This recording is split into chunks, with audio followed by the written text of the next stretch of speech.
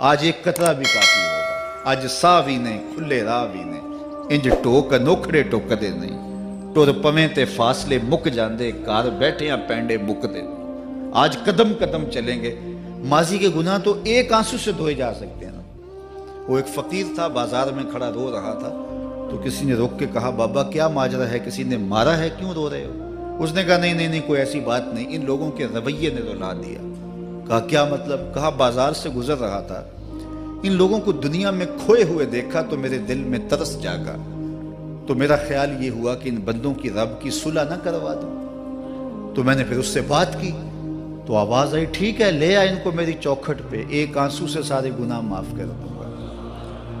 میں بڑا خوش ہوا، میں ان سے بات کی، یہ الٹا میرا مذاق اڑانے لگے، جا بابا کام کر، تجھے کیا پتا دنیا داری کیا ہوتی ہے۔ تو وہ تو مان رہا تھا، یہی نہیں مان رہے، تو مجھے ان کے رویے پہ رونا آ رہا ہے۔ وہ کہتا ہے میں بخشنے پہ آمادہ ہوں، ہم تو مائل بکرم ہیں، کوئی سائل ہی نہیں، راہ دکھلائیں کسے، راہ رب منزل ہی نہیں، جلوائے طور تو موجود ہے، کوئی موسیٰ ہی نہیں۔ وہ تو کہتا ہے میں معاف کر دوں گا، لیکن یہ عجیب ہے کہ یہ آمادہ ہی نہیں ہے، یہ مان ہی نہیں رہے۔ تو مجھے ان کے رویے پہ افسوس آ گیا، ان کے رویے پہ رونا آ گیا، اس لیے میں رو رہا ہوں، ورنہ نے مجھے مارا نہیں، کوئی تکلیف نہیں پہنچائی۔ خیر اگلے دن وہی بزرگ قبرستان کے قریب سے گزرے تو دیکھا کہ وہ بابا قبرستان میں کھڑا رو رہا ہے، تو پھر روک گئے کہ بابا بازاروں میں بھی روتا ہے، قبرستانوں میں بھی روتا ہے، آج کیا ماجرا ہے؟ کہا آج بھی میرا ماجرا کل والا ہی ہے۔ کہا کیا مطلب؟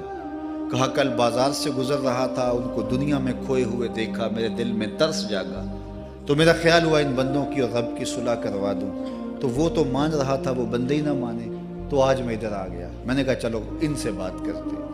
آج میرا خیال یہ ہوا کہ قبرستان والوں کی اور رب کی صلح کروا دوں۔ تو کہا پھر آج کیا بنا؟ کہا آج یہ مان گئے ہیں، وہ نہیں مانتا۔ تو صاحبو آج وہ مان رہا ہے، آج ہم مان جائیں۔ میں نے کتب میں پڑھا ہے کل قیامت کے دن نیکوکار بھی پچھتائیں گے۔ بدکاروں کا پچھتانا تو سمجھ میں آتا ہے، نیکوکار کیوں پچھتائیں گے؟ جب اپنے اچھے اعمال کی جزا دیکھیں گے تو پچھتائیں گے، جو چند لمحے ضائع کر دیے وہ بھی کیوں ضائع کر دیے۔ قیمتی زندگی ہے، یہ ٹوٹتی سانسیں، ان کی قدر کیجیے۔ ایک بزرگ فرماتے ہیں کہ مجھے اس بات کی سمجھ نہیں آتی تھی کہ جو قرآن نے کہا ان الانسان لفی خسر، بے شک انسان خسارے میں ہے، تو میں سمرقند کے بازار سے گزر رہا تھا تو وہاں ایک آدمی پھٹے پہ برف رکھ کے بیچ رہا تھا اور ساتھ آواز لگا رہا تھا۔ آج کل تو یہاں وہ پاپڑ بیچنے والے بھی کوئی آواز لگاتے، تو وہ برف پھٹے کے اوپر رکھ کے بیچ رہا تھا اور ساتھ آواز لگا رہا تھا۔ آواز کیا تھی؟ ارحمو ارحمو الا من یذوب راس مالہ، او گزرنے والوں میرے پہ ترس کھاؤ، میں ایسا تاجر ہوں جس کا راس المال پگھلتا جا رہا ہے۔ چونکہ یہ جو برف ہے ایسا سودا ہے جو گاہک کا انتظار نہیں کرتا۔ آپ کپڑا بیچتے ہیں، آج گاہک نہیں آیا، ہو سکتا ہے کل دعا نے مہنگا بیچ لیں۔ آپ پیٹرول بیچتے ہیں، ہو سکتا ہے کہ کل پڑا 6 روپے اوپر چلا جائے، آپ کا لاکھوں کروڑوں کا فائدہ ہو جائے۔ لیکن آپ اگر برف بیچتے ہیں، آج نہیں بکی تو کل برف ہی نہیں ہوگی۔ تو وہ سل پہ برف بیچ رہا تھا اور ساتھ لوگوں کو دہائی دیتے ہوئے کہہ رہا تھا، او لوگو میرے پہ ترس کھاؤ، مجھ سے برف لیتے جاؤ، میں ایسا تاجر ہوں جس کا راس المال پگھلتا جا رہا ہے۔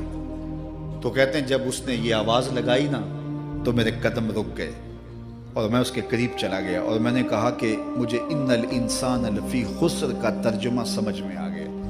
جس طرح تیری برف پگھلتی جا رہی ہے، میری زندگی پگھلتی جا رہی ہے، اور اگر تو اب برف وقت پہ بیچ لے، ان پگھلتی برف کو تو درہم کے بدلے، دینار کے بدلے، پارچہ جات کے بدلے، جنس کے بدلے فروخت کر لے تو فائدہ ہو جائے گا، 4 آنے تیرے ہاتھ لگ جائیں گے۔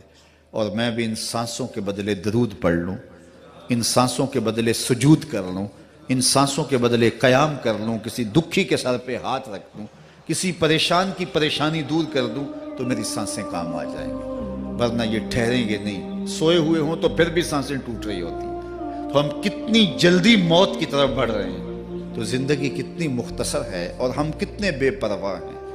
آنکھیں اس وقت کھلتی ہیں جب آنکھیں بند ہوتی ہیں، لیکن کیا فائدہ اس وقت کا؟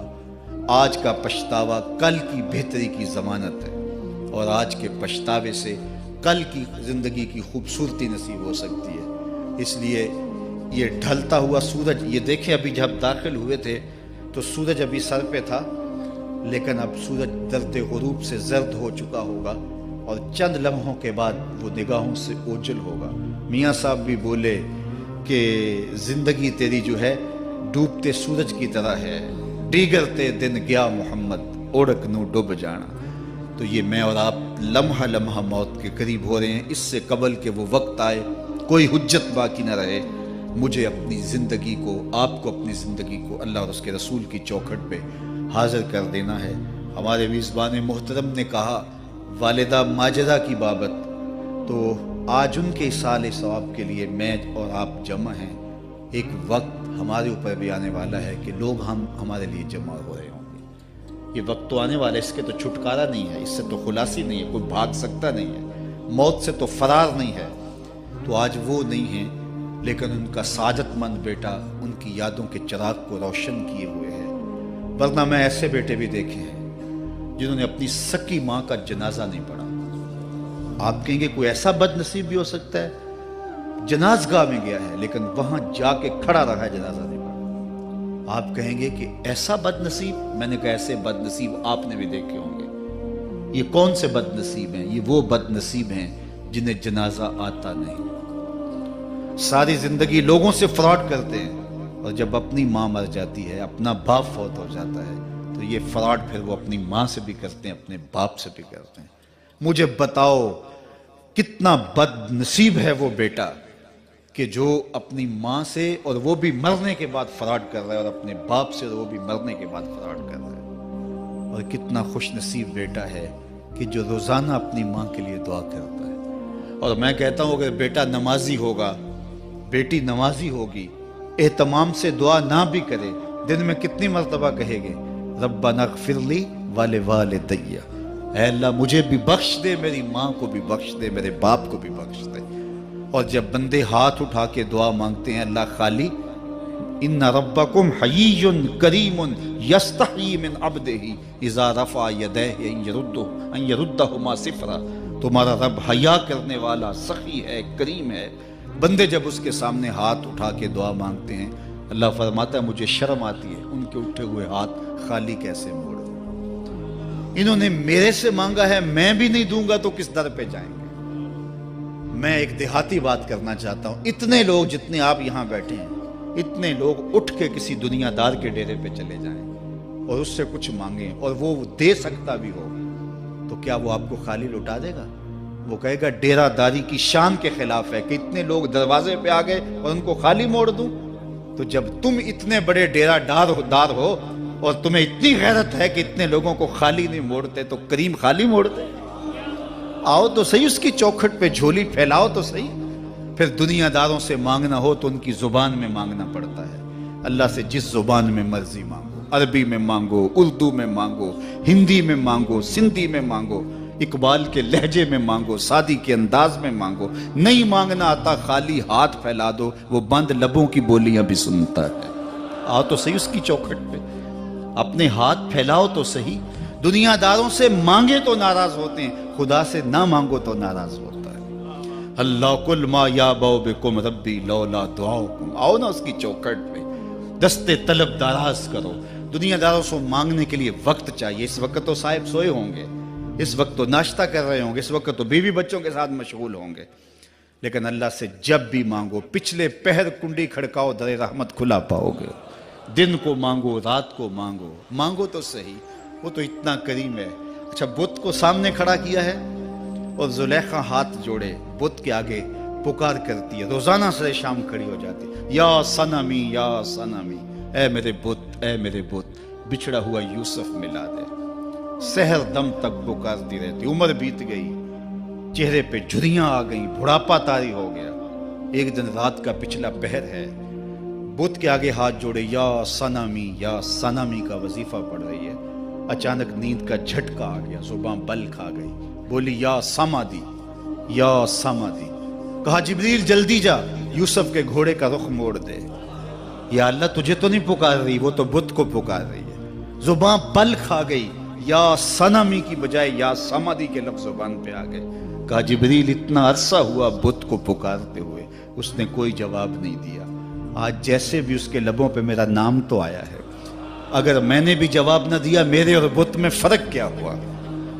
تو آؤ آج کی اس مجلس میں ہم ان کی والدہ کے لیے دعا مانگیں۔ اے عرش کے مالک، ان کی والدہ کو حضور کی ماں کا صدقہ جنت کی بہاریں عطا کر، اور ہم اپنے ماں باپ کے لیے بھی دعائیں مانگے۔ اے اللہ ہمارے ماں باپ کی مغفرت فرما، ماں باپ کی قدر کرو۔ میں نے یہ بھی پڑھا ہے جو اپنے والدین کے لیے روزانہ دعا مانگتا ہے، والدین زندہ ہوں تب بھی، فوت ہو گئے ہوں تب بھی، روزانہ ماں باپ کے لیے جو شخص دعا مانگتا ہے ساری زندگی اس کے رزق میں بے برکتی نہیں آ سکتی۔ تو اپنے ماں باپ کو اگر زندہ ہیں تو قدر کرو، فوت ہو گئے ہیں تو ان کے لیے کثرت کے ساتھ دعا کرو۔ یہ گھنا سایہ ہے۔ کبھی آپ نے درخت کو دیکھا ہے کہ ساری دھوپ اپنے پتوں میں جذب کرتا ہے اور نیچے بیٹھنے والوں کو چھاؤں دیتا ہے؟ ماں باپ سارے دکھ اپنے اوپر لیتے ہیں، اپنی اولاد کو آسائش اور راحت پہنچاتے ہیں۔ قدر نعمت زوال نعمت کے بعد ہوتی ہے، جب نعمت پاس ہو تو قدر نہیں ہوتی، جب چھنتی ہے تو پتہ چلتا ہے کہ کتنی بڑی دولت تھی جو چھن گئی۔ میں تو آپ کیا، میری اور آپ کی حیثیت کیا، ماں کی کمی تو آمنہ کے لال نے بھی محسوس کی ہے۔ ایک دن حضور مسجد نبوی میں تشریف لائے، تا حد نظر صحابہ تھے۔ الحاوی للفتاوی میں امام سیوطی نے لکھا ہے حضور کو دیکھا تو ادب سے کھڑے ہو گئے، بس یہ منظر دیکھنا تھا کہ چشمان اقدس سے آنسو چم چم جاری ہو گئے، اور حضور نے ایک ٹھنڈی آہ بھری اور روتے ہوئے کہا لو ادرکت والدی او احدہما، کاش آج میرے ماں باپ زندہ ہوتے۔ انسان نے دکھوں کا دور دیکھا ہو نا، اچانک خوشحالیاں مل جائیں تو پھر انسان یہ آرزو کرتا ہے کہ میرے ماں باپ نے میرا وہ غربت کا دور دیکھا تھا، آج دولت کی چہل پہل بھی دیکھتے، آج میرے آنگن میں بہاریں بھی دیکھتے تو کتنے خوش ہوتے۔ اب حضور جب پیدا ہوئے تھے تو باپ کا سایہ سر پہ نہیں تھا، 6 سال کی عمر تھی، اپنی ماں کے ساتھ حضور مدینہ المنورہ گئے۔ واپسی ابوا کے مقام پہ حضرت آمنہ کی طبیعت خراب ہو گئی اور انہیں لگا کہ یہ میری بیماری جان لیوا ہے۔ ام ایمن کو بلایا، کہا میرے بیٹے کو بحفاظت امیر قریش تک پہنچا دینا۔ پھر خود حضور کے سر پہ ہاتھ رکھا۔ سیدہ آمنہ سلام اللہ علیہا حضور سے کوئی باتیں کرنا چاہ رہی تھیں لیکن ضبط کے بندھن ٹوٹ گئے۔